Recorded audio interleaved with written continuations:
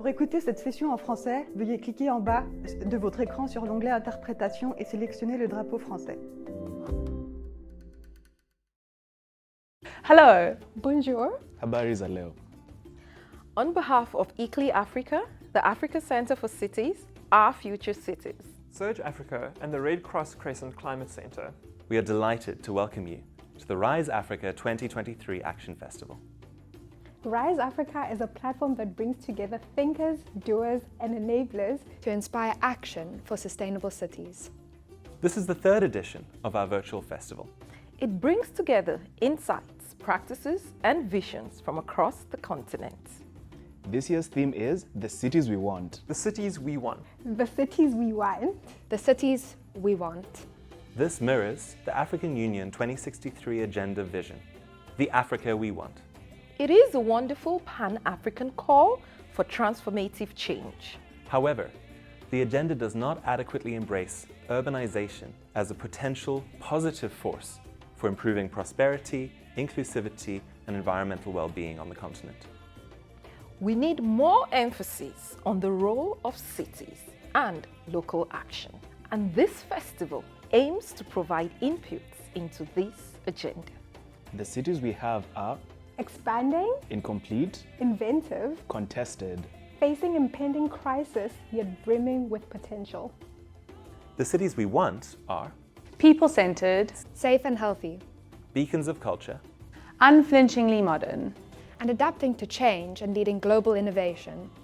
We'll make these cities through Experimenting, learning collaborating, and amplifying the everyday actions of people who are shaping their cities.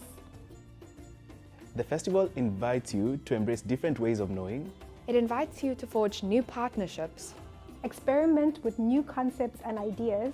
to seek ways to bridge science, business, policy, and the arts.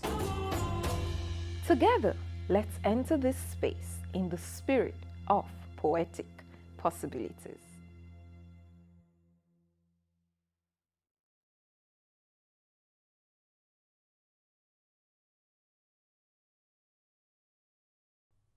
À l'encre de mon sang, au papier de ma langue, à mes yeux qui tanguent lentement dans le vide, rêvant un jour de laisser des traces de regard sur les villes que nous voulons et imaginons au-delà des vers.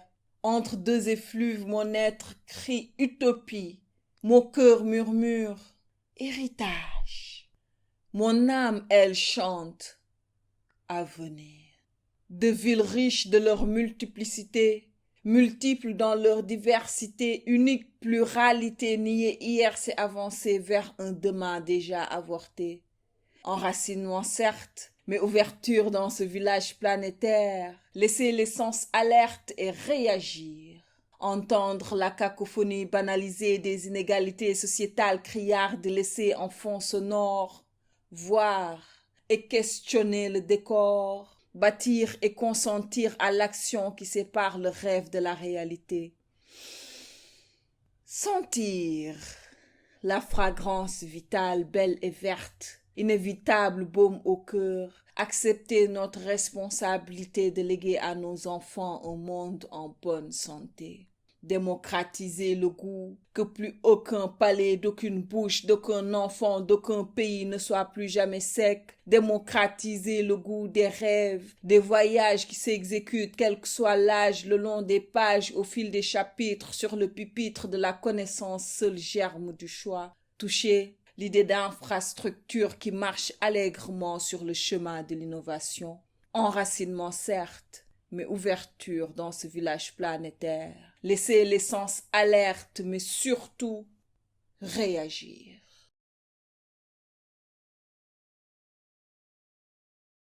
Hi, everyone.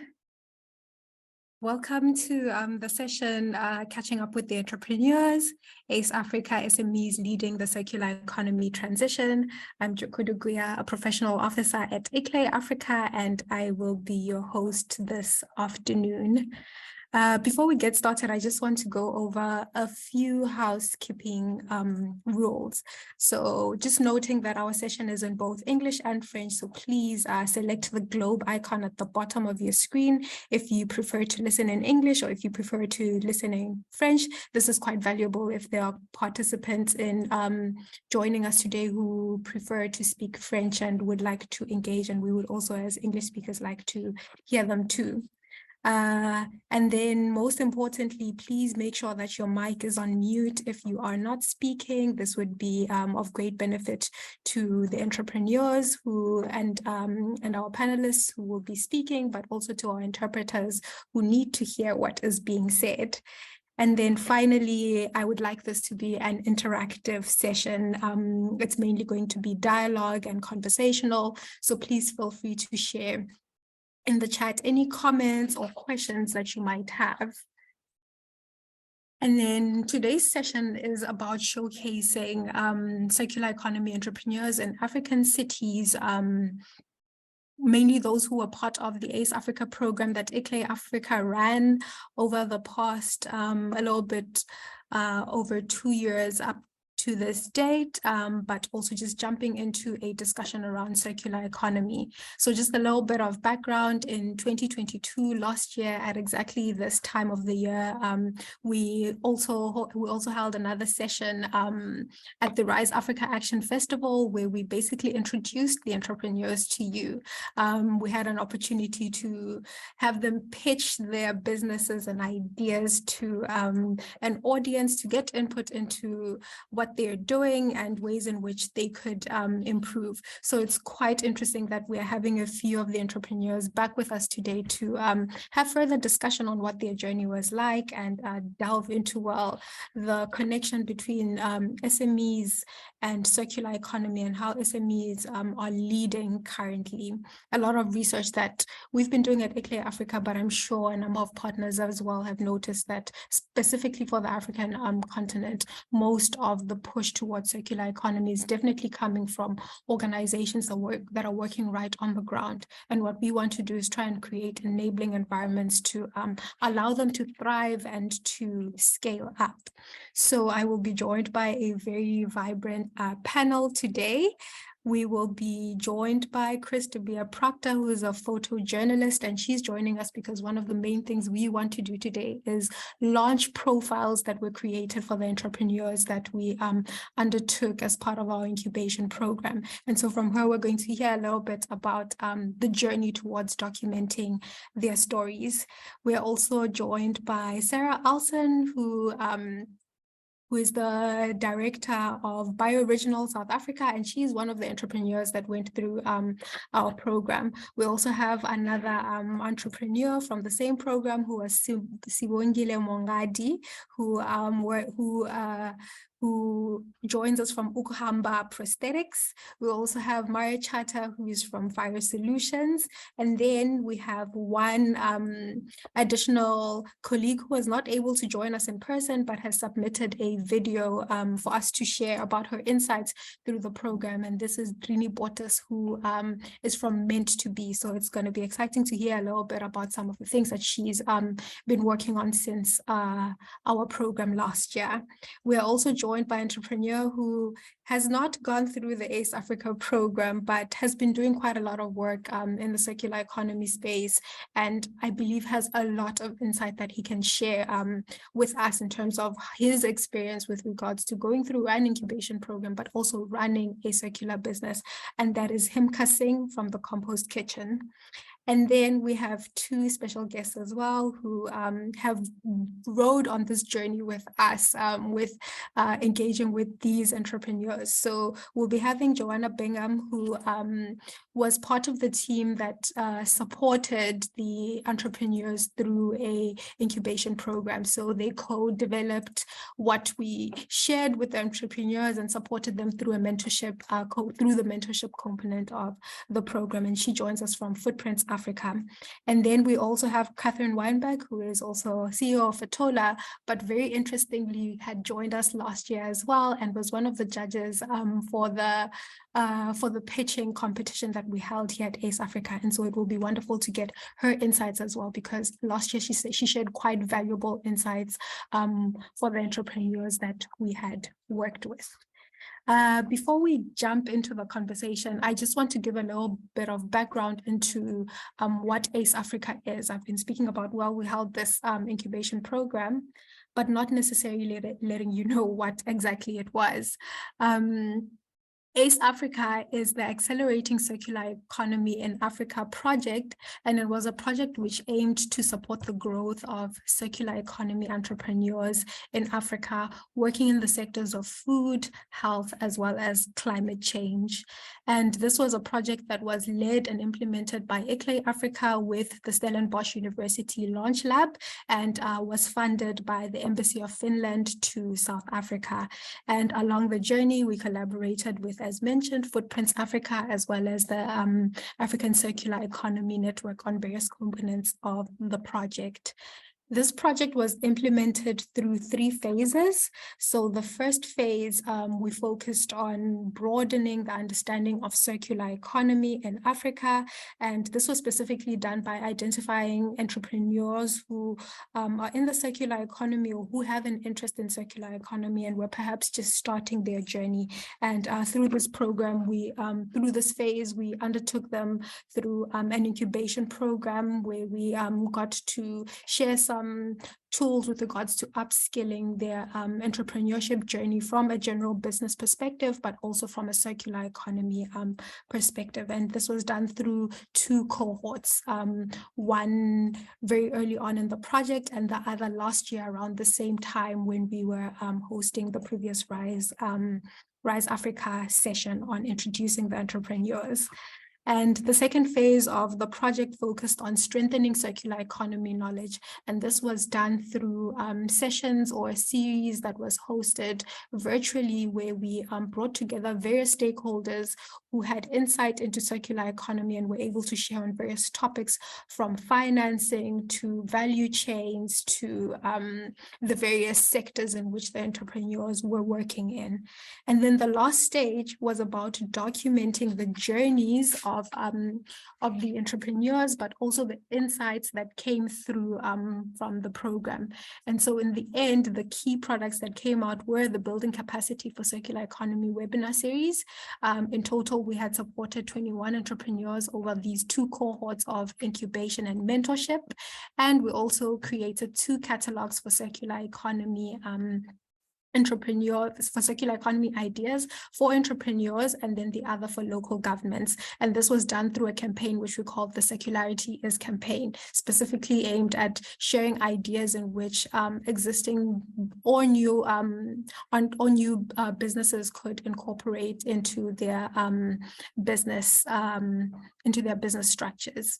And then the last thing we did was pulling together the learnings from these various pieces of work into a report or a guide that was targeted at local governments, called the 10 recommendations for local governments to support enabling environments for circular businesses. And this was because through our engagements, we definitely found that it was very important for these insights that we had shared to be put together in one space, that they could be shared with people who can create enabling environments for SMEs to thrive, as well as create that support system in different sectors. And we thought that connection between local governments as well as entrepreneurs is one that can help with processes such as the scaling up of businesses.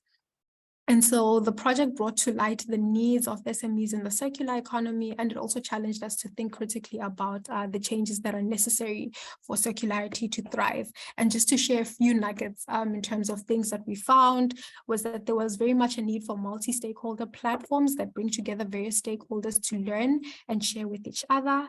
There was also the need to invest in open access to data. We also realized the value of measuring for circular economy, and this is something something we'll touch on a little bit towards the end of this session. We also saw the need to critique the role of access to financing, as well as so much more.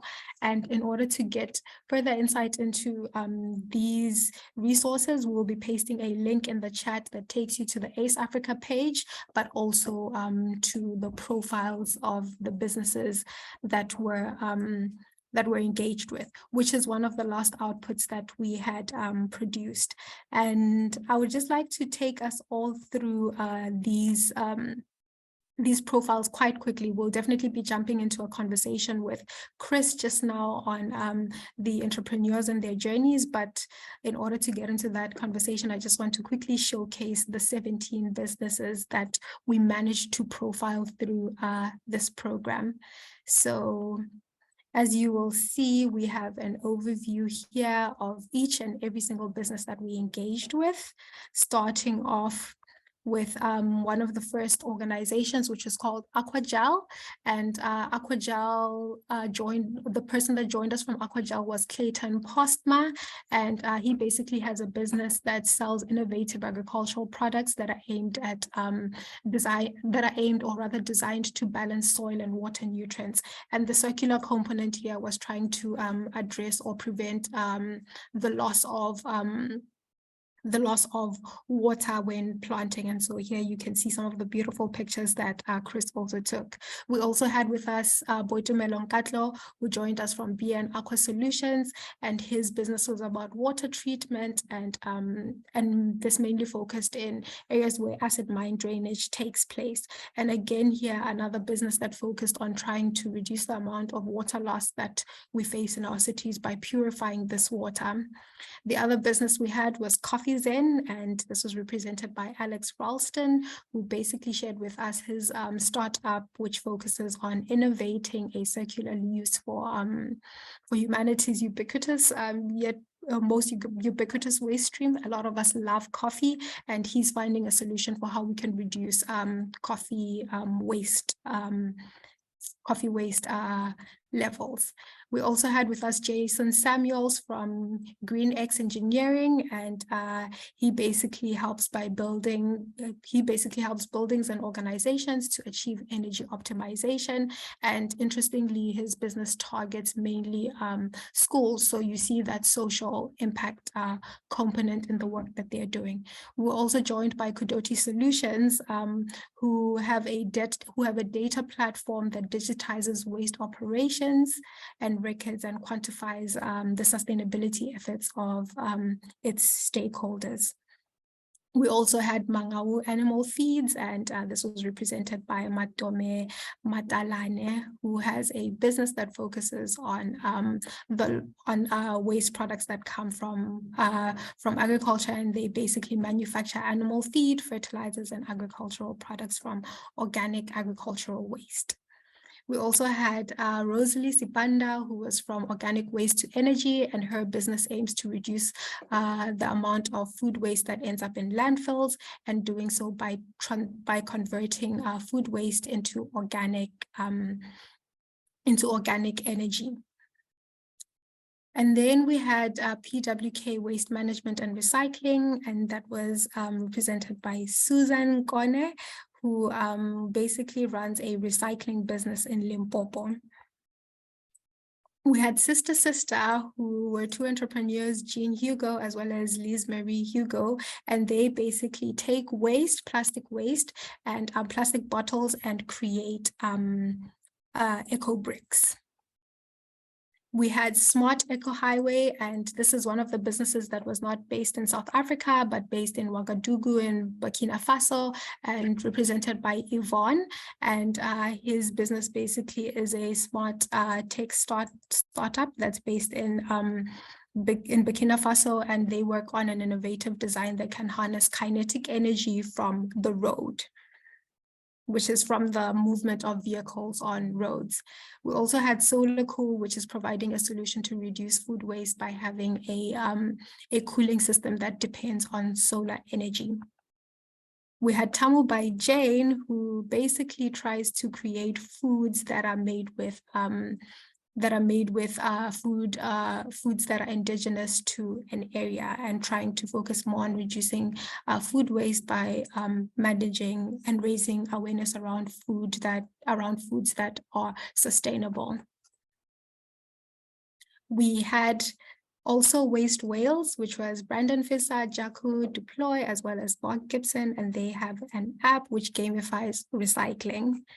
And then the businesses that have joined us today, we had Meant to Be, which is run by Drini Botas, and she focuses on beekeeping, and she's made quite an interesting connection between bees and circular economy and the role that they play in our food systems. We also have Sarah Alson, who has joined us here today from Bioregional South Africa, and we'll get to hear a lot more about her business quite soon. We are also joined by Murray Charter from Virus Solutions, and they own a packaging business. And again, we'll hear from him quite shortly, as well as Sibongile Mongadi from Ukuham Prosthetics, and she will share with us how they are making prosthetics out of recycled plastics. And those are the key businesses that have joined us. So without wasting time, I would like to call on Chris to come and share with us the journey that she helped us undertake in capturing the stories of these wonderful entrepreneurs. So Chris, please join me by starting off with just sharing a little bit about yourself, as well as your experience with capturing the stories of these entrepreneurs. What stood out to you, what was most interesting, and what did you enjoy? Hi, everyone. I'm just quickly going to share my screen with you.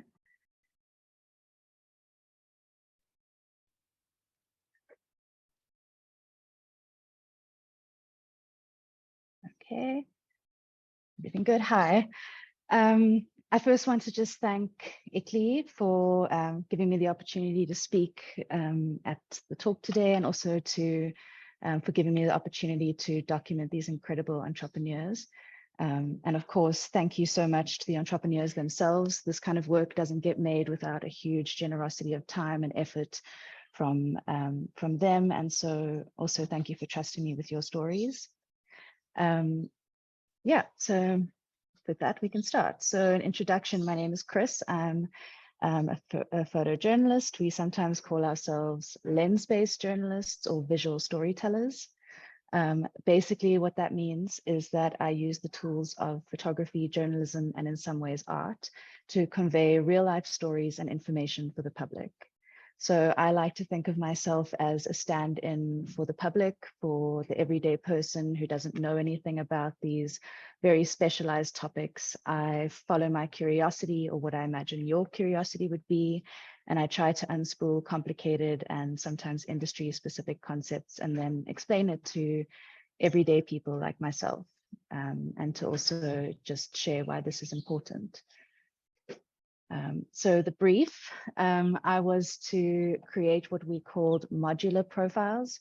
So that was, it had a written component and then of course a visual component to document each of these entrepreneurs. So a description of what the business does, what their potential is, and how it fits into our ideal of a circular transition. So a project of this size does not come together with only one person, and a report so beautiful also. So there were, of course, a lot of different people that helped me in this endeavor, including the team at ICLEI, the ethical agency, which did such a phenomenal job of laying out the report, and then several photographers from other regions, because the entrepreneurs were so spread out. Obviously, it doesn't make sense for me to fly to every province and every country to document it. So it was my job then to find photographers who I thought their style would fit and that they would understand how to convey this kind of information. I briefed them, and we came up with concepts together on the best way to illustrate this kind of work. So yeah, here's the credits. So what makes these stories inspirational? I think I'm incredibly lucky that I got such intimate access to speaking to these entrepreneurs and finding out what makes them tick and what makes their businesses work. And essentially what I saw my main job was to find out and convey why what they are doing is important. And in the process of doing that, I learned so much more than I thought I ever would. Not only about the world that these entrepreneurs occupy, but also the world that I occupy. Because what these entrepreneurs' stories about what they're doing really highlights, or the stories of what they're doing right, really highlights what we've been doing so wrong. This linear take, make, waste way of working, it's so harmful and it permeates every aspect of our lives.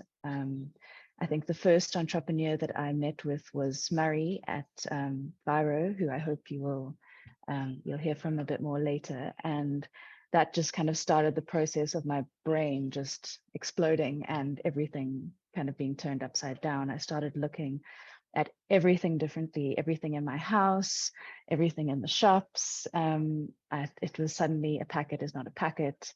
Its lifespan doesn't end when you throw it away. I started looking at items in the shops differently. You know, a chocolate wasn't just something that I could eat and throw away. It was actually like the responsibility of these materials and that we took from the earth to package it. Yeah, so thank you everybody for severely upending my worldview, but I'm also really, really grateful about it because it has made me think very differently. Yeah, so having this experience was quite overwhelming, and I think a lot of people maybe feel the same way when they encounter the idea of the circular economy because it feels so big. But I think what really inspired me in the end was that while the task of changing our economy is huge, there are these entrepreneurs out there who are figuring out better ways of doing it, and that we're in this together. So I felt very hopeful by these like incredibly innovative ideas. Yeah, so the one other thing that Jakudu asked me to speak about was also just some of the challenges that arise when you're trying to make documentary footage like this of these entrepreneurs. And I think one of the interesting things is that a lot of day-to-day running of a business, because obviously I'm in the business of recording reality, but the reality of running a business very often is people sitting behind a computer, and you really can't tell someone very much about a business just by the type of computer that they use, obviously. So that task that we had to do was to try and find ways to symbolize the work, as well as trying to find innovative ways of showing the entrepreneurs at work. So, for example, you know, we had Gift, who is at the bottom left, that we heard a little bit about earlier. And so what they do is a mobile app. And so what I did was I took him onto a flat roof in the city in Cape Town, which then would symbolize commerce and connection and things like that. And to have him standing there with his phone to kind of symbolize how his business interacts with that kind of world. And the same then with Yvonne in Burkina Faso. We had a photographer, David, up there, photograph him both at his computer doing his work, but also with the very roads that he hopes to harness energy from. So yeah, that's kind of how it all came together. And I'm incredibly proud to have been a part of this journey and to have just had the kind of insights that I've had from this project. So again, thank you very much. Thank you so much, Chris. And I think from what you're saying, something that stood out for me as well throughout the journey in terms of the challenges was not only trying to like find the right space where you can like capture the stories of someone whose work is pretty much mostly on their phone, but also just trying to simplify what circular economy is. I think for those of us that work in this space, we understand what it means when we say you're building a circular economy. But as I'm sure most will know, even when we were going through the process of identifying, well, what is a circular business? A lot of questions arose with regards to, well, do you have a fully circular business or not? At what point does a business qualify as circular if all they're doing is touching onto one component of circularity? So I think what your stories did, which we aren't able to see right now, is like the word component of the business, but in capturing the stories of the businesses, taking us through that journey of understanding what impact each of these businesses do, and simplifying what circular economy means, because it's also, like you were saying, it all sounds so big, but trying to make it super understandable. And so what I really loved about these profiles is the fact that anyone can read them, whether you're someone who's in the circular economy space, you understand what's being said, or if you're someone who has completely no idea, you're able to pick this up and understand the essence of what each of these businesses does. And so thank you so much for having captured those journeys, and especially for sharing as well what made them so inspirational for you. It's what you've noted, which is your entire lifestyle changed. You started seeing things differently. You don't see paper as just paper. You make those connections between the fact that if I recycle this, it can be returned back into the ecosystem. I don't know if you have any additional points you would like to share with us. No, that's all from me. Thank you. Thank you. Yes, thank you. Thank you so much for joining us, as well as just sharing some of these insights. And I hope throughout the conversation we're able to come back to these nuggets and this key asset that was created for the businesses, but also for just circular economy knowledge all across the continent. And so for now, I would like to then bring into the conversation our entrepreneurs who we've just heard a little bit about. We're going to start off with Sarah Alson, who is the Executive Director of Bioregional South Africa. So Sarah, I would like to hear from you what you do, as well as a little bit about Bioregional. Okay, thank you very much. Can you hear me okay? Yes, I can hear you. And I've just turned off my camera, sorry, because the internet's a little bit unstable, but I hope that's going to be okay. No problem. I might try and turn it back on and just see. Yeah, essentially, Bioregional South Africa is an environmental not-for-profit organization, and we particularly over the years have been promoting a sustainability action planning tool known as One Planet Living, which is a framework of 10 principles, which we believe to be the most holistic encapsulation of approaching sustainable development, and also as a way of operationalizing the sustainable development goals, because our 10 principles are readily understandable by all. Not only the esoteric or environmentally tertiary qualified students who've been lucky enough to go to a tertiary education to learn about climate change. But as part of this work, as part of rolling out the use of this action planning framework as a tool for organizations to create plans with readily identifiable goals, actions and indicators by which to monitor progress. I had the opportunity last year to get a little bit more hands dirty and get stuck in with actual projects on the ground. And particularly post-COVID, it was relevant, of course, because our world had been turned upside down. So I got involved with supporting a local food garden that had been started by homeless men during lockdown in Durban. And I noted towards the end of 2021, the food garden was deteriorating and going down, and I stopped to see what was happening. And the guys said to me they didn't know how to grow food because the people who had instigated the food garden had left, and they didn't know how to carry on with the food garden. And I thought it was too good an opportunity to miss local food in an urban environment. I'd like to support them. So I had a little bit of funding left over from a project. I was able to employ a part-time permaculture mentor and trainer to teach the guys how to grow food as organically as possible. And that just snowballed into this work on local economies, essentially, whereby supporting local food gardens, but most importantly, these food gardens, in order to sustain themselves, of course, need additives and inputs like fertilizers or compost. And I saw the opportunity, because of where the food garden is situated, right behind a very fancy hotel in Durban, on Durban's North Beach Promenade, that potentially we could divert some of the food waste from the hotel to start creating our own compost product on site, because also opposite the site was a municipal sports complex, which had plenty of garden waste available. So the beginning of 2022, we started making compost at Sisonke Garden, and that was the beginning of this Sisonke compost project. Thank you so much, Sarah, and quite an interesting journey that that you went through. Would you be able to tell us perhaps the connection between you having started this work and you finding out about the ACE Africa program, and how you leveraged this incubation process to strengthen the work that you were doing with the Sisonke compost? Yes.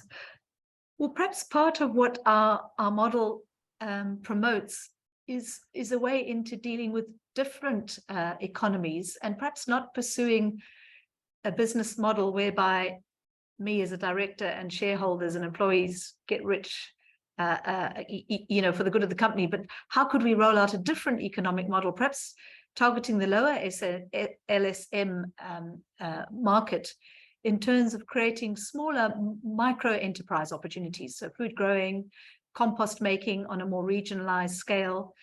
So if we got a network of urban food gardens going, could we have a network of urban composting sites going? And I think it just coincided at the beginning of 2022 with, I think an email just came into my inbox saying, you know, do you want to apply for this incubation program? And I thought, let's give it a go. And I was lucky enough to be selected for that. So that was fantastic. And for me particularly, it was an interesting journey in the incubation phase, because of course, I run an NPO, so it's very different running an NPO to starting a company. So yeah, but by way of update, it's perhaps turned in a slightly different direction than I'm envisaged. And the compost company, while it has been formulated as a company, it's yet to have had any turnover, because in the meantime we've managed to get a second food garden started with another localized composting opportunity. A third food garden is about to start next month, and the fourth opportunity has been another municipal site in central Durban. So what has happened in the year since I did the program is that I've managed to line up 4 or 3 more sites to the existing one, where we can really start this localized concept of urban composting. So I think the next year, sorry to disappoint, but I think the next year is really going to be the interesting one, because we're really going to start scaling up this composting. And most importantly, it's taken us this time to persuade the hotel we've been working with that actually it's not a fly-by-night thing, and it's not something that's going to cause environmental issues or a bad name for them, that this methodology of composting really does work. So they now want to scale up from the one hotel, whereby we're only collecting, 1 day a week, to collecting, 5 days a week, and adding in a further 3 hotels, which are also all along the Durban Promenade. So within a very local, a close distance to the food gardens and to necessarily the 4 sites that I've found.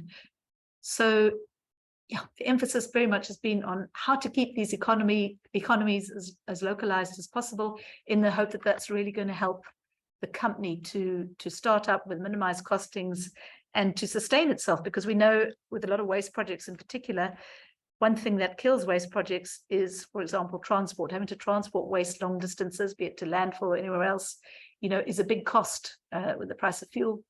Anyway, I don't want to go on more than my allocated time, but that's where we're at.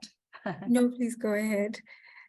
The exciting thing, the slight divergence that I will talk about in the food gardens. So, the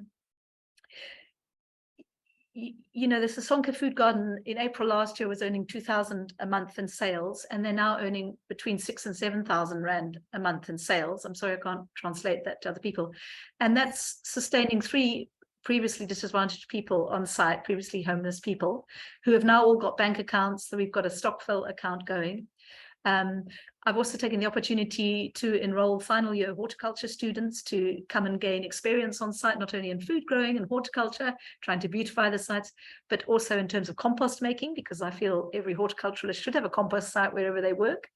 I've also had an AgriCETA graduate on site. So a real opportunity, these urban hubs, to create learning as well and to create collaborative opportunities. The second garden, which only started mid-October last year, again, a municipal site that was, not well used. And we still, in fact, haven't got a tap on site because our municipality, it's very difficult sometimes working with municipalities. But despite that, and one tank we've got on site, it's employment again for two previously unemployed men. And this last month, I've just been amazed with the 4 beds that we do have, because we've only got one little tank. So we only planted very conservatively in the beginning. The rest of the garden is waiting to get planted. We've made 3,000 Rand in sales in the last month. So together, these 2 gardens in the last month have, created, earnings for 5 people, and food supply to over 10 restaurants, a hotel, local residents. And it's a real example, particularly of circular economy, because the very hotel that we collect the waste from is now buying a weekly order back from us in terms of herbs and vegetables.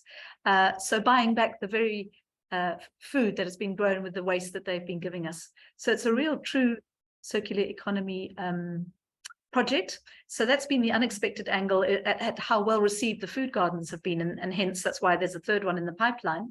But of course, necessarily that's important because now we've got sites, further composting sites available, and we've got to get that right.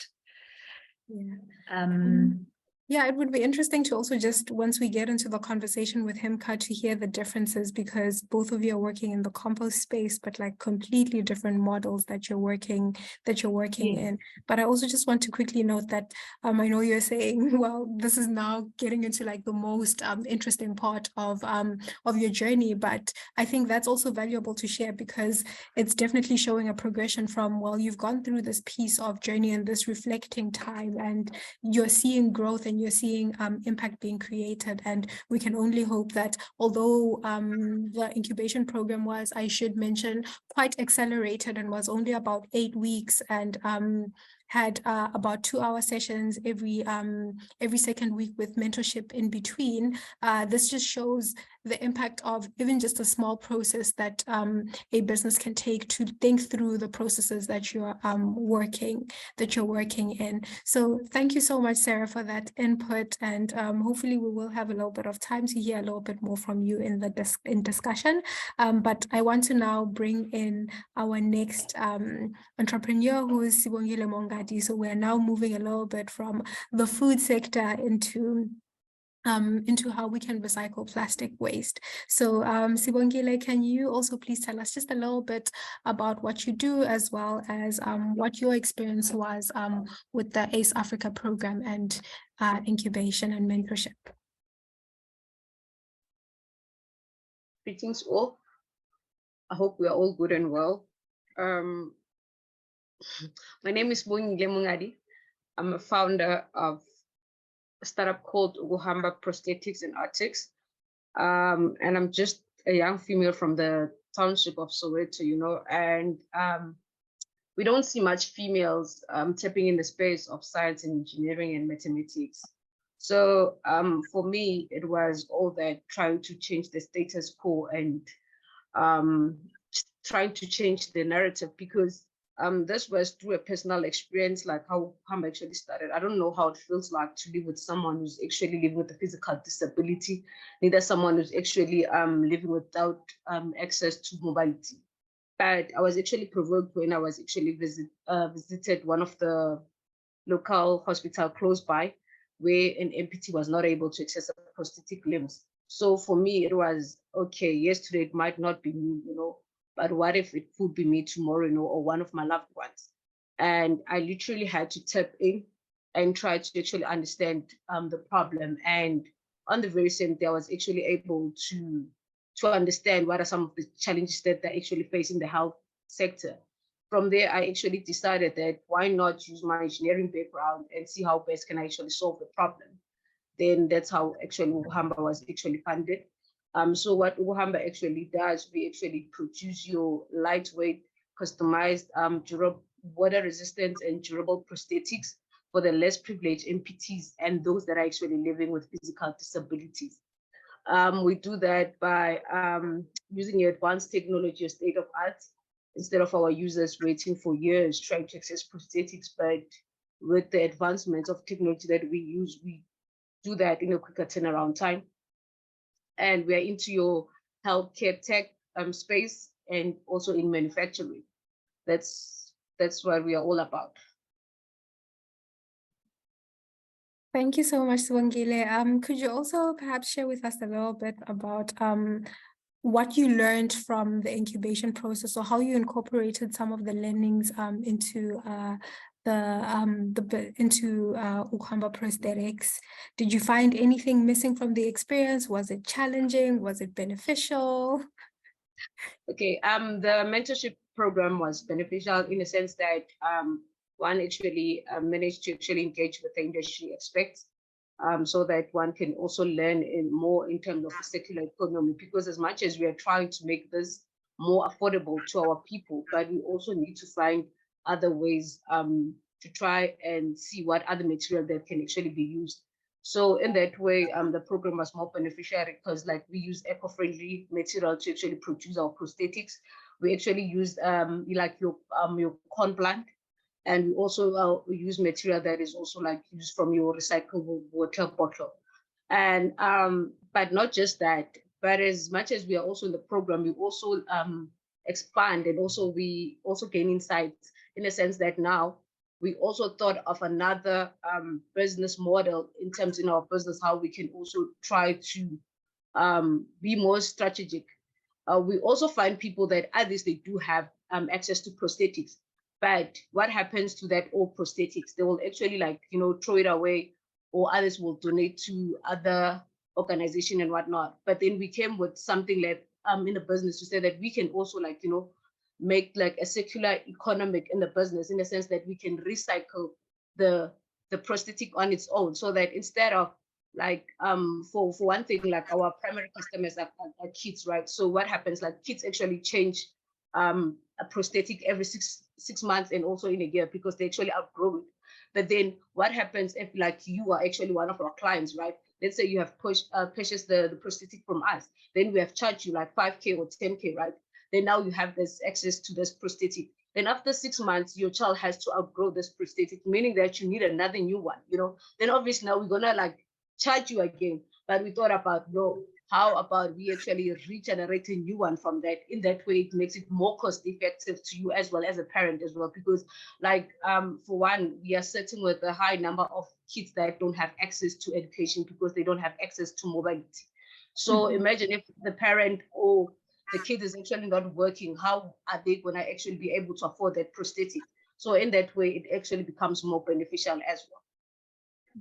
And I think what I like about what you're saying is very similar to what Sarah was saying, which is that you've also gone through this process of trying to make those connections from using circular economy principles. How can you benefit from what's already existing in your industry to incorporate that back into your business model? And I really appreciate that outlook, and it's one that's quite beneficial to show how circular economy principles can be applied to strengthening your business model. I can see in the chat Hemka is also sharing that he would be interested in hearing a little bit more about your business, and if you could share either your contact details or the link to Ukuhamba Prosthetics website, so that more can learn about the work that that you're doing. It's really quite amazing work, and thank you so much for sharing your journey with us. I would also then like to call on our third entrepreneur, who is Mare Chata, who is the founder of Virus Solutions. Mare, could you please join us and also tell us a little bit about yourself and Virus Solutions? Certainly. How's it, everyone? Thank you very much for having us. Sibongile, that was amazing. I really enjoyed that presentation you gave, and your business is unbelievable. So well done. My name is Murray. I'm the founder and owner of Viro Solutions. We're a sustainable packaging company based here in Cape Town, and we service the food and beverage industry with their takeaway packaging. So our clients are made up of restaurants, coffee shops, cafes, delis, catering companies, universities, schools, pretty much anywhere where you would have either a takeaway solution or a grab and go solution would fall into our product offering. And our sustainability mandate is really to minimize packaging waste to landfill. So we believe if packaging is designed correctly, it doesn't belong in a landfill, it doesn't belong in the environment. It belongs to be, well, it belongs back in the economy. It has high value, it creates jobs, and it deserves to come back into the economy to be turned into new product, if not packaging again. So that we really celebrate the concept of recoverable materials or recoverable packaging. And you know, a lot of the time we encounter a serious education issue with the public at large and our clientele, who are obviously looking for something that is biodegradable, something that isn't going to end up in the environment. And what we found in the market is that there's a lot of greenwashing that is currently in the market. People are very misinformed with the products that they buy every single day. They don't understand what happens to their packaging once they throw it away. And a lot of the time, it's just an easy way out to just demand something that's biodegradable, whereas a lot of the time people don't actually realize what that means. And so what we've really uncovered is in the packaging space specifically, biodegradable packaging isn't necessarily a good thing. You know, whereas it might be theoretically biodegradable under very particular conditions, once it gets thrown away, there's a very low chance that that packaging will be recovered and diverted to the correct facility to degrade it in such a way. And so what ends up happening is that product can't be recycled because it's made from a biodegradable bioplastic. It's not going to be, it can't be home composted, and therefore it's highly likely to go to landfill. And so we really are taking an awareness and an education stance where we're trying to educate consumers on understanding the packaging that they are buying, or understanding the packaging that their products are packaged in, and so that they can make more informed decisions.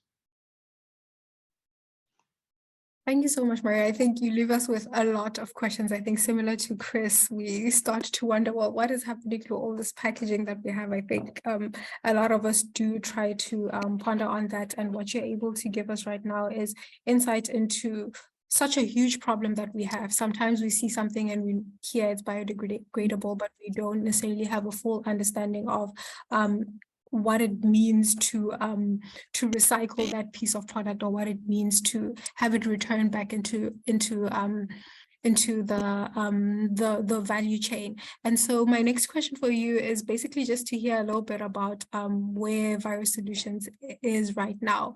From the thoughts that you were having earlier on last year to now, has any of this changed? What impacts have you incorporated, perhaps even into your business model, to start addressing some of these quite huge issues that the rest of us don't seem to have an answer to? Totally. So look, we've doubled down on education and awareness, and we're trying to use our customers to kind of come on board as our influencers to get this message out to the public. So one of the projects that we were doing when I was actually in the incubator last year was we were making use of what we call a reverse vending machine. Now, for those who don't know what that is, imagine a vending machine where you put money in and you get product out. A reverse vending machine is where you put product in and you get money out. And essentially what this does is it kind of it incentivizes consumers to shift their behavior through some kind of monetary exchange. And this is kind of, you know, an angle we thought would be a great place to start, because, you know, people like to talk, but often doing things requires a little bit of motivation and earning something for your behavior is often, the only way people are going to change. So we partnered with a juicery here in Cape Town, a very popular juicery called Nourished. We placed a machine in their facility with our partners at a company called Imagined Earth. And we made all the packaging that we supplied the juicery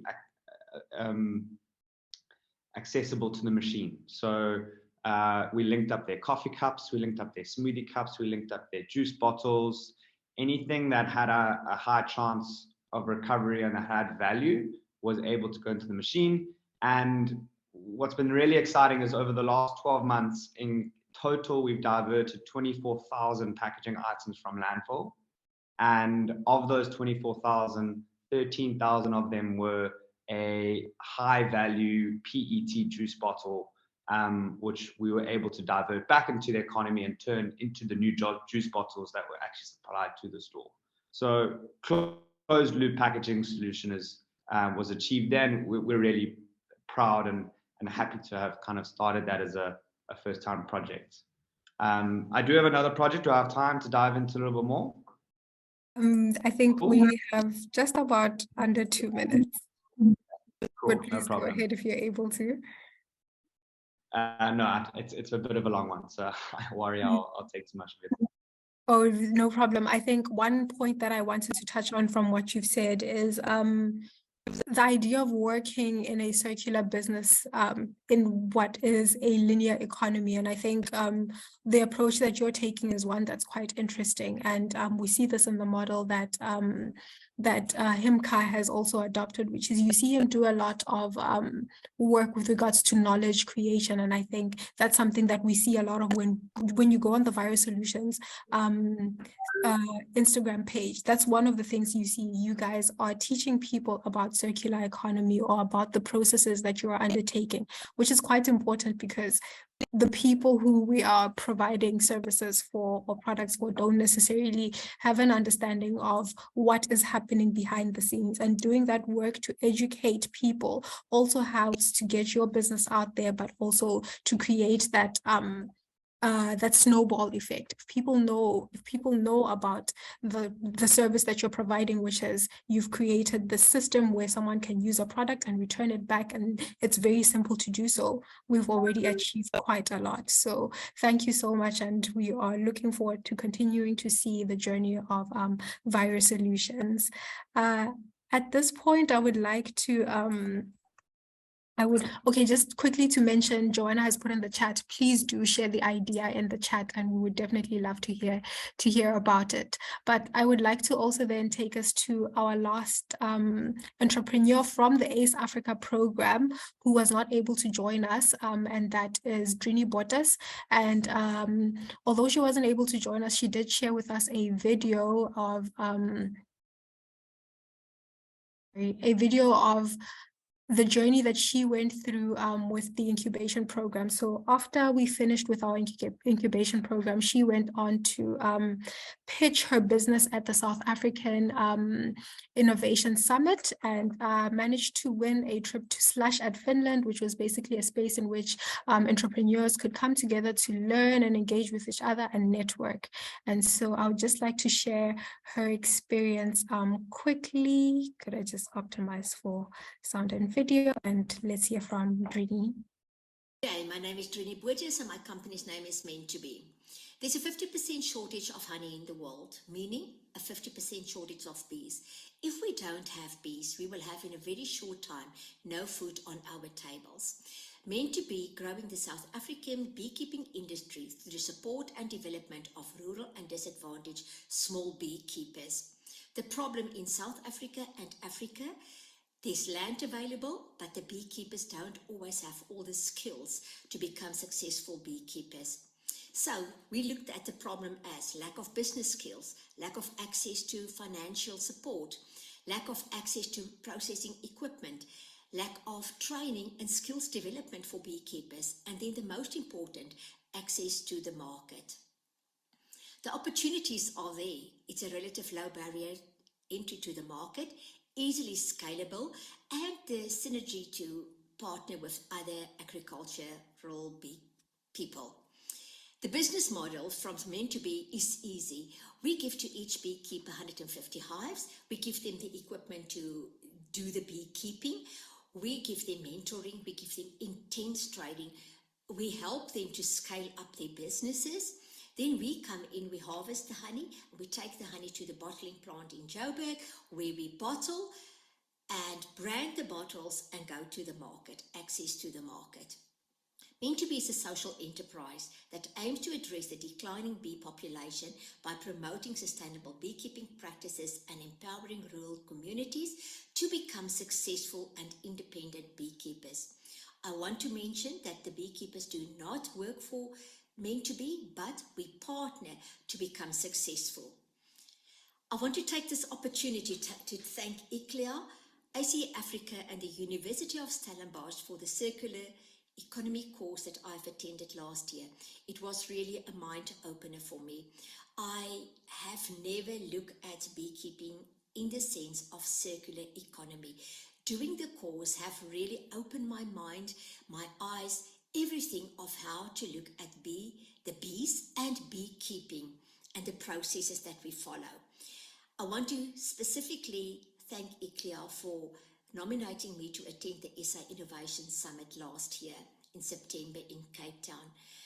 I went to showcase Meant to Be. I thought it was a great opportunity, and to my surprise, I won the prize to attend Slash in Finland.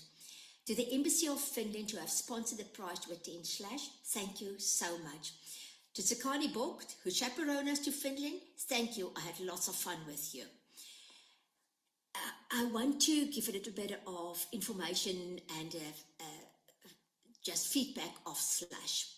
Obviously, landing in Finland, it was cold, wet, and totally different from Joburg in South Africa. The sun was shining, but it was really, really cold. The last day, it started to snow, the day when we came back, so we was like children looking at the snow. But let's get back to the program. We have partnered with Zambia, and it was amazing because they took us to 2 universities, and the standard of entrepreneurship in Finland are totally different from South Africa. The universities support entrepreneurship tremendously. The support and respect that entrepreneurs get through the universities was like mind-blowing for me. They help you to develop your product, they help you to develop your market and get into the market. It was absolutely a wonderful experience to look at that. Well, let's get to Slash. I want to mention that Slash are managed and run by a board of students. The total event, every volunteer, everyone who gives you a cup of coffee or water at every corner is volunteers. And the people have to apply to become a volunteer. So to anybody who wants to go, please apply beforehand. I think it's great to be there. The first day when I walked into Slush was really mind-blowing, but also extremely scary. 12,000 people under one roof. It was dark inside the room, with lights just here and there, but the music, the atmosphere was mind-blowing. 12,000 people under one roof, 2,600 potential funders. If anybody goes again, I want to say, please prepare. I was not that prepared. I'm sorry to say that, but make sure you have lined up meetings with potential funders. 2,600 funders, you have to know what you're looking for. You don't walk in and think you're going to get a meeting. You have to have your meetings beforehand. And you must be on time for each of your meetings. Attend as many of the conference as you can. The speakers are incredible. They come with unbelievable knowledge. And if you just get something out of one speaker, it's really worth it to come home with. It's incredible to sit there to listen what these people who are in business, who are VCs, who fund projects say to you. It is really, everybody can learn something. And I think that's what I came home with, the learning curve. One of the speakers that really was standing out for me, but was for that time the right moment, Just before I went, I had a VC who made an offer for me into Meant to Be for a 10% stake, but I was not happy with the term sheet.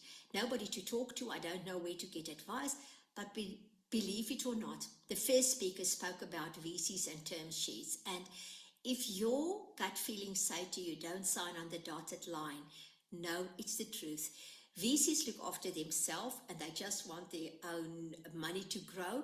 But just remember, you follow a dream and you run after your dream, and don't give your dream up for money. The right people will come to you.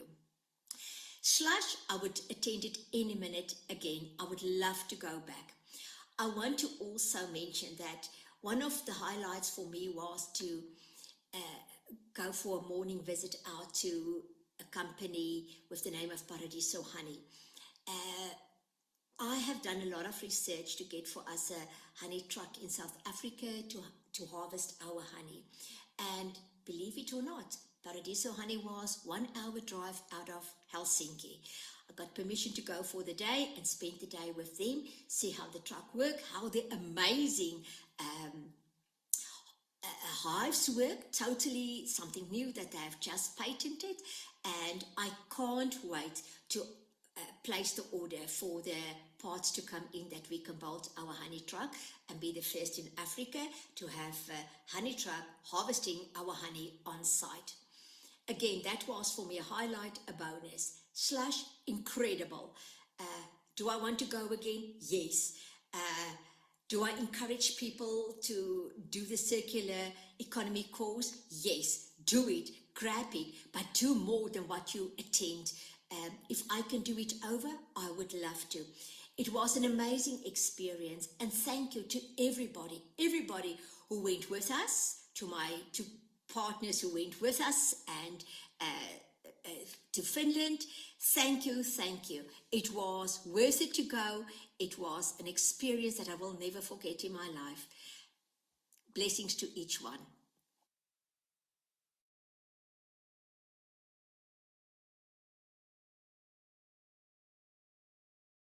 Yeah, so that was Drini, one of the entrepreneurs who went on this journey with us. I think although she's not here to share with us, but I think one of the key nuggets of what she shared was just slightly different from what we've been hearing today, but also very much aligned, which is the importance of leveraging every opportunity that comes your way, but also being quite prepared for it, and the value that could come out of it. When she speaks about her experience at Slush, not just going through that program, but also making the connections while she was there to explore ways in which she can expand her business, but also leveraging the various spaces in which you get to learn in order to strengthen the work that you're doing, being alert of what opportunities may exist. I would then like to now just quickly bring on our next speaker, who is Himka Singh, and he will be sharing with us from a very different perspective, not having gone through the ACE Africa program, but gone through a different incubation program himself, but also more importantly, has a circular business that we would really like to hear about. So Himka, could you please tell us a little bit about yourself, as well as Compost Kitchen, and how you've managed to grow and scale your business? Thanks so much, Jakuru. Thanks for having me back. I'm honored to be amongst such phenomenal entrepreneurs. I also have an entrepreneurial story, which started in 2017. And that was when we were having quite a bad drought in South Africa. You may remember in Cape Town that we were calling it day zero, when the taps almost ran dry and we had to come to the taps to collect water. So I was worried that this would continue and happen worse again in the future when the drought came back. So I decided to leave the country to study a master's degree in water management in Germany. I lived in Germany for 5 months. There's me in the red jacket over there. And then I moved to Vietnam for 5 months. There's me in the hat. And then same hat over there in Jordan, where I lived for 5 months as well. And that was to try and get all possible perspectives on water management to try and find the solution. And then the problem that I found was that 60% of soil in South Africa is lacking organic matter, and the organic matter is what makes the soil act like a sponge. So it holds onto the water and that allows it to infiltrate into the groundwater system. So I realized that we need to put the organic matter back into the soil, and we're quite lucky that organic matter exists quite abundantly. It's food waste, and I needed to figure out a way of getting that food waste into the soil. So I came back after the degree and I started the business, the Compost Kitchen, where we collect food waste from households on a weekly basis, and then we feed it to earthworms, which produce something called vermicompost. And then we give the vermicompost back to customers at the end of the month, and then they use it to grow food again in their vegetable gardens. And they typically pay about $11 per month for that service. And it typically looks like this. They get a little bin that is distinctly different from other bins in the house. That's to make the separation quite easy. It also has aeration holes drilled into it to prevent odors from developing inside the bin. That's the main concern when you talk about food waste is smell. So by allowing oxygen to get into it, you can prevent smell. And then customers put this out on the curb on collection day, and they can put any type of food waste in the bin. This is typically how it looks. It's not too rotten, right? It looks kind of fresh. But this is about 7 days worth of collecting, and then beyond 7 days, then it will start turning a bit messy. So it's important to collect at least once a week. That makes it no worse than what people are currently doing, where they're throwing it in their garbage. We take it through a composting process, which involves feeding it to these earthworms. These are called Icenia fetida, and they really love eating organic waste. In fact, you won't really find them in your garden because your garden typically doesn't have enough organic waste. You would find them in the forest because there is constantly organic waste, from leaves falling from the trees. But then their feces is this dark material here, and we collect that, we sieve it, and then we give it back to customers in a bag like this. This is Tim. He's collected the waste from this bin. He's put a 2-kilogram bag of vermicompost, and he's put a new bag for the customer to use. So they get back 2 kilograms of vermicompost per month. And when I started this business, there wasn't many case studies which I could use to follow to understand how it's going to work. The closest ones that I found were recycling companies. But recycling companies I found typically had it very tough because they only relied on the recycling fee, like a monthly subscription fee, or the sales of the plastic or the glass materials. But they're always subject to price fluctuations, and they're in the middle of that. And so they typically really struggle. But I realized that we need to think of it as a business, like be really business smart. And so we started selling value add products. So the customers who are on our collection service, they also buy other products. Like this is a box that you use to make compost from garden waste. This is additional quantities of vermicompost in case customers want for larger areas. And that really helps to boost the revenue of the business, and that makes it sustainable. And so this is a record of our revenue. You'll see that in year one, we didn't have any funding. We just started immediately with going and getting customers. So we did about $3,000. I've converted this to dollars for you. It looks very small when I convert it to dollars, but at the time it seemed like quite a lot because we didn't have many expenses, so it was great. Then in year two, we started establishing, started being spoken about in social media, and then we started growing. And then year three is when we figured out we need to add value add products, which boosted our revenue. You'll see quite a multiple more than year two. And then in year four, which was last year, we did about 3 million Rand of revenue because we launched a new compost product that allowed us to reach different parts of South Africa. And then this year, we're looking to not actually grow, we're looking to just improve the operations of the business, improve its profit, and work on a new product that we want to release next year. So I'm calling it the digestion year. I'm enjoying this year quite a bit. A lot of headache comes when you try and grow your business, so the business is doing quite well at the moment, so I'm just enjoying this, and then next year you'll see I'll push it quite a bit. But none of this has been done by myself. I'm very well advised. I engage a lot on LinkedIn. So when I have a problem, I go to LinkedIn and I ask, hey, what do you think about this problem? What would you do? And then I usually get really good advice. So I would encourage you to use that kind of platform and also connect with me on LinkedIn as well. Thank you so much, Shoguru. I look forward to any questions. Yes, thank you so much, Emka. Thank you for also making that connection about how you have built a community to help get insight into the work that you're doing. And so that ties quite well into the question I wanted to ask you, which is similar to the one I asked Mari about building a circular business in a space that is quite linear, and how you do that and how you make those connections. Would you be able to share with us some of the challenges you've been facing and how you adapt to them? Well, you know, in the business where we give back compost to customers, right? We do that because when I was analyzing the similar businesses, like recycling businesses, I found case studies where recycling companies were throwing it in the river or the sea. You know, it wasn't being recycled. So that was causing people to have low trust in the system. But if we give back something from their food that's made from their food waste, and we've proved that it's been recycled, then they're more willing to pay for it. So I found that there are certain features in circular economy that are beneficial, that solve problems in your business model. I also found though that when you market yourself as a circular business, you get looked at very strictly. So everybody wants you to perform exactly right. You know, they want you to be the most sustainable business in the world. But when they do business with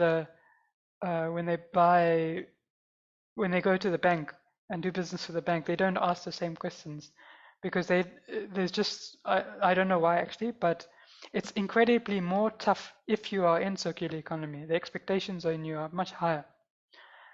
But still, it depends on how you design your business. So our business is circular in nature, so we don't have to worry about making the business circular. It just is.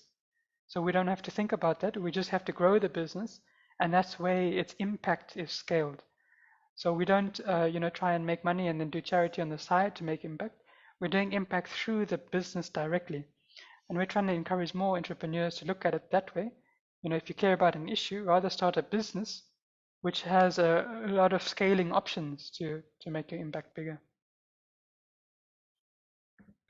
That's wonderful insight, and I hope there are some entrepreneurs in the room that are able to draw on that nugget. But also just noting a comment that Joanna has put in the chat, which is around trust being something that is quite underestimated and an issue for many entrepreneurs face. But definitely quite a interesting business model that you have, and we're so excited to continue hearing about the work that you're doing through your LinkedIn posts and the insights that you share. Again, similar to Mari, making those connections with people within your community to inform, but also again to feed back into how you advance your processes as well. Thank you so much, Emka, as well as our other entrepreneurs, for the wonderful insights that have been shared. I would like now to bring into our discussion two people who I mentioned quite earlier, who are not entrepreneurs, but are working directly with entrepreneurs to share insights with us on the work that they do. So Joanna Bingham, as well as Catherine Weinberg.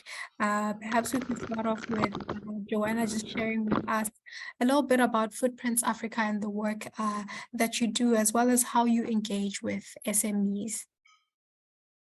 Awesome. I had ideas of what I wanted to talk about today, kind of prepared, and then listening to all the entrepreneurs, I just want to talk about them because it is so inspiring hearing about what everyone's doing. But about Footprints Africa, so we do a few main things, but we're driven by the idea that business can be a force for good, and we can't wait for governments and others to change the world. We have to make it happen.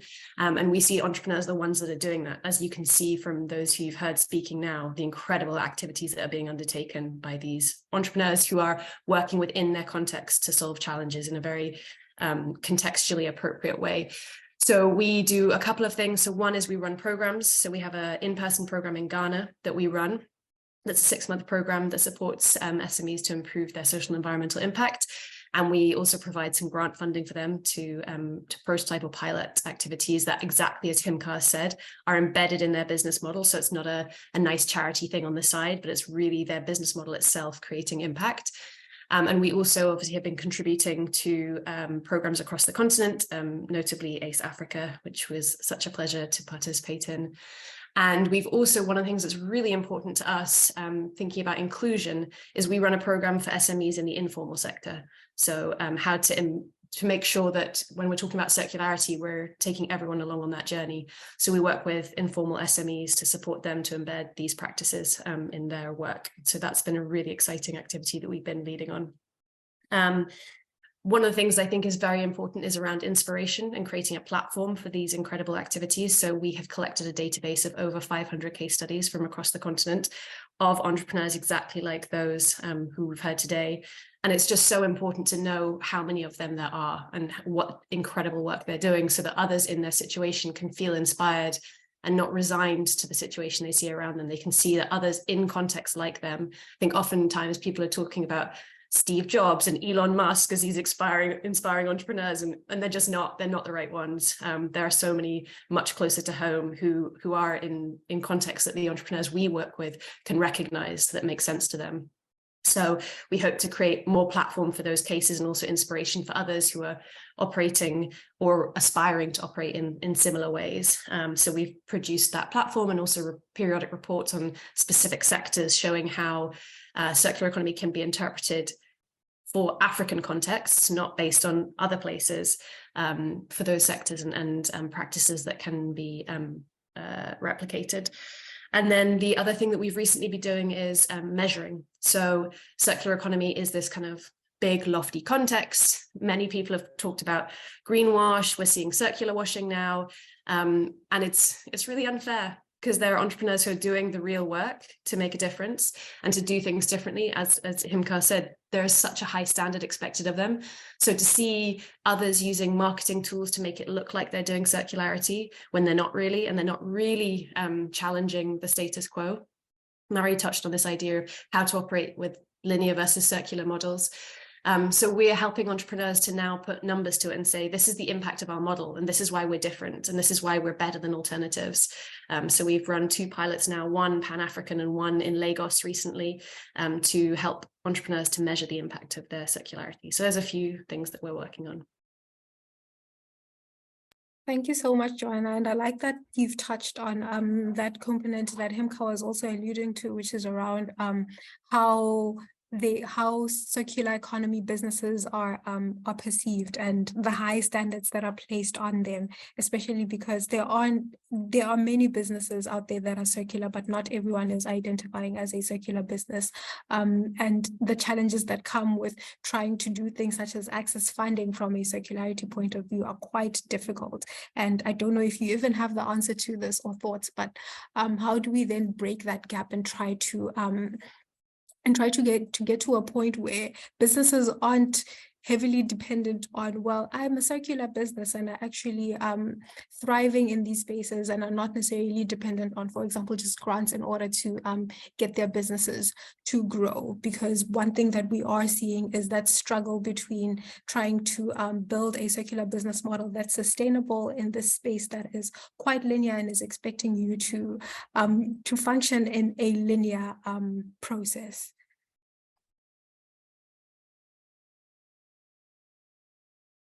Sorry, was that a question?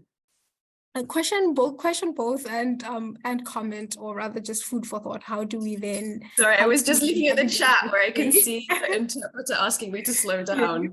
Oh yes. Yeah, but the important thing, I think also what Catherine is also saying, measurement is quite important, and she's keen to engage on that one. How do we measure circular businesses? How do we prove that a circular business is contributing and is valuable and is profitable as well? Yeah, so I can quickly, I just have a very simple slide, which is not the best slide in the world, but it is a slide for a visual. And that is just to show the process that we go through.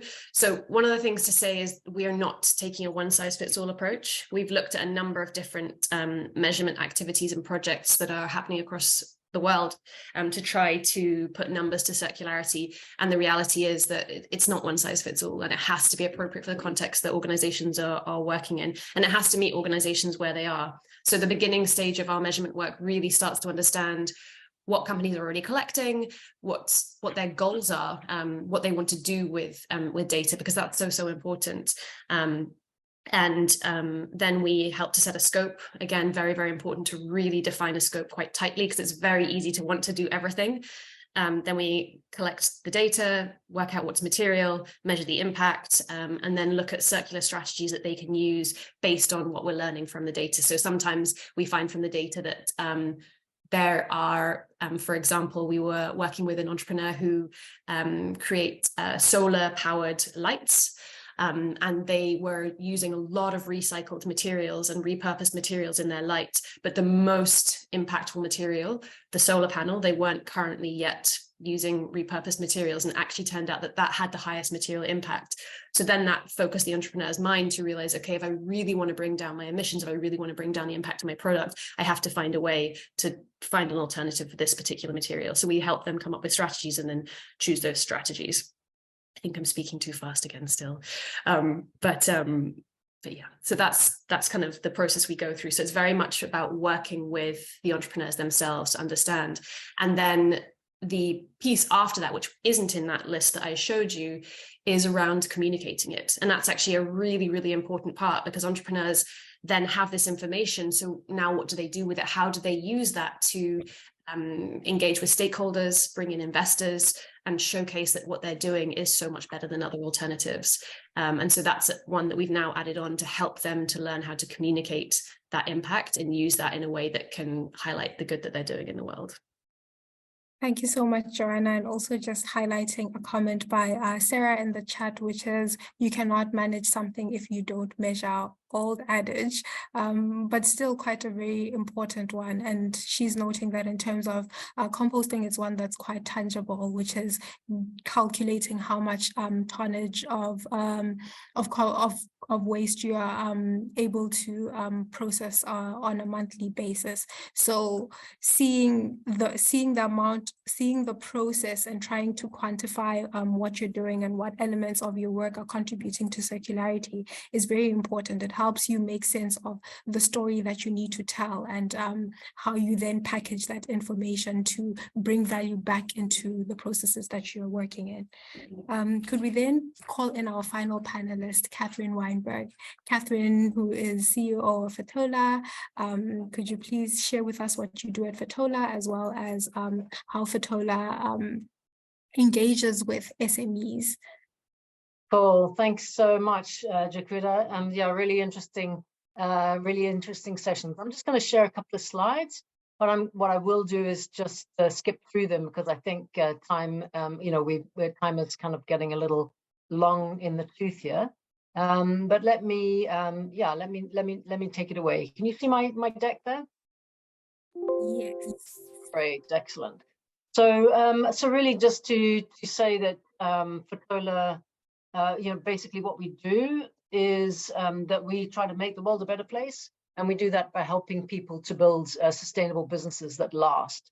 And that's our real key focus. We specialize in fully funded accelerators, so accelerators that work all across South Africa, and we have at the moment, I think there's 6 of them in place, one of which is the circular economy. And maybe just to give a little context, because I loved Himka's story. I mean, I think stories are always really important. I came across sustainability about 10 years ago when President Zuma at the time was calling to create 5 million new jobs. And we're, of course, in the job creation business, and I got terribly excited about this until I realized that if we help people to create 5 million new jobs, and they moved from up into the middle class, there was going to be 5 million more cars on the road, 5 million more first world waste being created, 5 million more people creating pollution. And I suddenly had a crisis, because I realized that I was creating something that I didn't believe in. And it was out of that I realized that there was this incredibly powerful opportunity, that if you helped every single business to become more sustainable, you were able to do both help people out of poverty, but also do so in an environmentally sustainable way. And so we ran two sustainability accelerators that were quite tricky for us. We did make some progress, but it was only really when we came across this circularity that things started to really escalate and really move fast, is because the concept of circularity just makes business sense. This idea of designing out waste is just such a logical business thing to understand. So it's easy to motivate entrepreneurs, and it's much easier to motivate corporates. And we're finding that there's a lot more enthusiasm from corporates, much more than there ever used to be in the past. But just quickly to skip through it. So we have at the moment 4 components of circularity that we're working on. One is our Circular Economy Accelerator. In total, I think we've got 100 entrepreneurs on that in our Boost version and on this one. And that's going really well. Then we also just onboarding, in fact, our Circular Accelerator, which is just taking a very short-term, quick, punchy program to take any circular business, any small business that's circular, is wanting to move aggressively into circular, that want to scale. We've got access to finance and access to markets to help them get ahead. And then we're also launching DTEX. So DTEX is our idea to really build collaboration. What I love about circularity, it's all about collaborating, and that this is just one thing on top. So even things like Joanna's talking about her measurement tool, GTEX is something that will be able to make GTEX available to circular businesses in a seamless manner. And then the last thing we're really proud of is working with Youth Business International in order to help them with their global sustainability toolkit. Just to say, Circular is open. If there's people on the call that are interested in being part of that, please get a hold of us. GTEX is about to launch, and Youth Business is the call that's open now as well. Just some little bit of results, because I'm a small business growth specialist. My mandate is to help people to be successful in business first. Any business has to be financially viable. That's number one. Number two, particularly in South Africa, we've got such unemployment. It is important that it's job creating, it's socially beneficial. And then the last thing is that when you can make it sustainable and circular, then you've really put the icing on the cake. And so we're really proud of the fact that in both the Boost program, which was a 6-month program, and in the first 6 months of SEA, there have been very tangible improvements in income growth. And the other thing that I think is really important, because there's been quite a lot of talk in the session about having to be fully circular. And my belief is that a business that is moving towards circularity is better than one that's not doing anything. And we're really proud of the fact that in very tight acceleration processes, we get 100% improvement of every single business that comes on makes an improvement towards circularity. I'm just going to quickly touch on Trudy as an example of the type of business. So Trudy was working with us. She already was making furniture out of kind of plastic cane. And through the program, she realized that she could completely eliminate her cane waste. So she now takes all of her offcuts and remolds them. So makes new full weaving from the offcuts. That's the first thing that she did. The second thing is that she has launched a repair product. So she's repairing not only her own products, but she doesn't have to repair those because they're so good, but she does a lot of work repairing some of the imported product from China. So she's got a repair service for the industry, and through product life extension, she keeps both the plastic waste in perpetual use, because she can as I said, she remelts that. So she's made incredibly good strides. And one of the things here is that I know that there was a talk, there's been a couple of people saying how important or how hard it is to get access to finance. And I'm maybe just going to skip to that slide, if I may. Is what we found for circular businesses is that there are these 5 challenges. The first is access to finance. Only about 3% of green finance is available in Africa. So first of all, there's no green finance less green finance in Africa anyway. But as we know, finance houses are naturally risk averse. Even impact investors don't really like taking risk. and they perceive anything sustainable and anything they don't know or understand, such as circularity, they perceive that as an extra risk. And so we have, in fact, a small fund that specifically is designed to fund into circular businesses. And we're looking to work with others in order to crowd additional funds in, because I think that's something that all green businesses struggle with. The other one is access to markets. And some of that is about advocacy.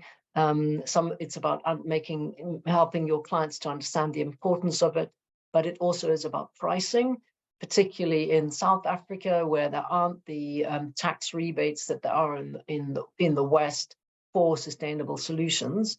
It's really important to help entrepreneurs to be cost effective, giving them product re-engineering to reduce the cost of their products so that they are price competitive. And then the last thing that we certainly struggle with in South Africa is legislation is behind the curve. And so really encouraging government to move forward with the legislation of carbon and waste and other beneficial legislation. And so I just wanted to maybe share those kind of 5 key challenges that we found in our accelerators. And I think that's enough of the formal presentation. Thank you so much, Catherine. I liked what you said about there being much more enthusiasm now than in the past towards celebrating or accepting circular economy businesses.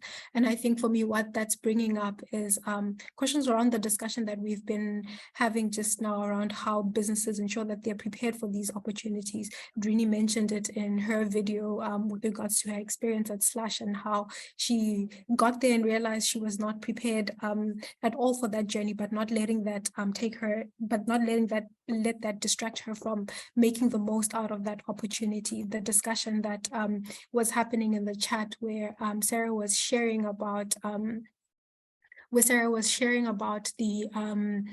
I just need to find it, about the fact that you can't measure something that you can't manage something that you cannot measure, and the importance of the work that is coming out from Footprints Africa, which is helping businesses to actually measure their circularity impact. And so what you're saying again is also quite valuable. How do we ensure that the businesses are actually prepared for such opportunities to come, especially now that we are seeing that there's an environment that is embracing the work that entrepreneurs are doing. I mean, I think it's good. Sorry to interrupt. I think it is very important, and certainly a key part of what we do when we work with small businesses is to help them to measure and to articulate their circularity value, because that becomes their value add. Because otherwise, you're just another business looking for finance, or you're just another business looking for market access. And so it is really important. And one of the journeys is the business that's becoming circular is to say, okay, how do you measure that impact? And how do you translate that into a currency? We talk about your circularity currency. So just as you would show that your financials make you a good investment, it's about saying, so how do you make your environmental currency visible, or your circularity currency visible? And so that's why I'm interested to find out if Johanna has got some easy to use tools, because what we find is that often small businesses don't understand, and sometimes it's really easy. Like the one example, I think it was Sarah that said, oh, we measure the weight of our compost. And sometimes it's simple and easy like that, but other times it's a bit more complex. But it is certainly, if you're going to make yourself investment ready and be able to access the kind of growth finance that you need, being able to explain your circularity as a kind of currency and a tangible value becomes really, really important. Wonderful. Just to check whether Joanna, you would like to say something as well. I can see you're putting in the chat that you would like to chat with Catherine, but also just quickly for the entrepreneurs, if anyone has one more nugget that you would like to share after Joanna's input, we can then take final reflections. Yeah, I think I completely agree with Catherine. We absolutely love collaborating. We learn so much more together. And we actually, apart from anything else, we maintain the strength to keep going, often against a lot of challenges, and having that ability to keep buoying each other along the way. One thing that was really exciting about the ACE program, and something that we brought in, was around peer learning, and not underestimating how much the entrepreneurs can learn from one another, how much wisdom they have, how much support they can bring to one another. And that was something we were really keen to champion, because I think oftentimes we can try and look outside for wisdom, and we don't realize that those in our networks or those that we're sitting next to have a lot that they can share with us and support us along the way. So I think that's something that we're really, really keen to champion, so that, you know, help give the entrepreneurs and anyone out there confidence to believe they can do it, and that what you have in your network as well can bring you a lot of wisdom already. So that would be my thinking.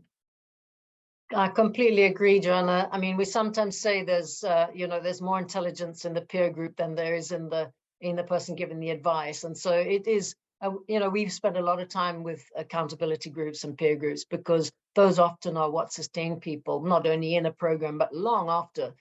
We're still waiting for a marriage out of our peer groups. I don't think we've had that one yet. So, but we just, you know, we've been in business for 15 years. So there should not just be marriages, there should be babies by now. With people that have met people on our programs. So go on Catherine's program if you want to do some dating. Yeah. It's also a dating program. Yeah, and we're very careful with who we select. We're very rigorous with our selection, so you can be sure that everyone's been vetted. Come along, come and join us. Wonderful. No, thank you so much. And I think just adding on to that, building the communities, it's also just making the space for other actors to also come in and share that knowledge and insight. I think with what we're saying, I'm seeing ecosystems growing around businesses, but voices that might be missing that can also contribute to that discussion is what you were touching on in the last part of your presentation, Catherine, which was how can, for example, local governments come into this space as well and create those enabling environments. If they understand the businesses and the business models, what ways can they contribute? Perhaps it's a program that they may run, or an incentive that they may provide to create spaces for such businesses to thrive. So these conversations. Can I hug the mic? Can I grab the mic from you quickly before you sign off? I wanted my next example. My next example was actually Agriman, and he's diverting solid waste from the sewage farm into regenerative agriculture. And his biggest problem is working with the municipalities. And so something that you could really help us with is maybe creating some sort of templates and some sort of guidelines, so that he's not having to go 6 months or 12 months just trying to initiate in each municipality, because he wants to scale, and his biggest challenge is not being able to get things through municipalities. And maybe that's exactly where you guys are positioned. I definitely think so. And it's one we're going to put on our list of here's where we can act. But maybe just to quickly say thank you so much for all the inputs, everyone. We might not have time for final inputs, but I really appreciate the discussion that's been happening in the chat and the valuable insights that have come through from this discussion. What I'm getting from this is not the end. These conversations and networking needs to continue happening outside of this space. So I'm looking forward to hopefully having other sessions like this in future, where we come together again to connect and take this discussion further. So thank you so much to you, Joanna and Catherine, for the insights that you've given from the perspective of organizations that are supporting SMEs. A huge thank you to Hemka Singh, who got to share with us how he has taken on growing and scaling a circular economy business. And then to Chris as well, for taking us through the journey of documenting the journeys of the ACE Africa entrepreneurs, and how she was able to capture each of their stories. And then a huge thank you as well to the entrepreneurs who were able to join us today. That was Mare Chata, Sibongile Mwangadi, as well as Sarah Olsen, and then not forgetting Drini Bottas as well, who was here in video. So thank you so much, everyone. We've come to the end of our session, but just to note that this is not the end of Rise Africa. If you are available, please do join us at 6 p.m. for our daily debriefs later on. In the chat, you will see a link to register for those sessions, and hopefully we can see you in that part of the program to take further some of the ideas or comments or inputs into what has been quite inspiring for you, either in this session or in other sessions that you might. Bye, everyone.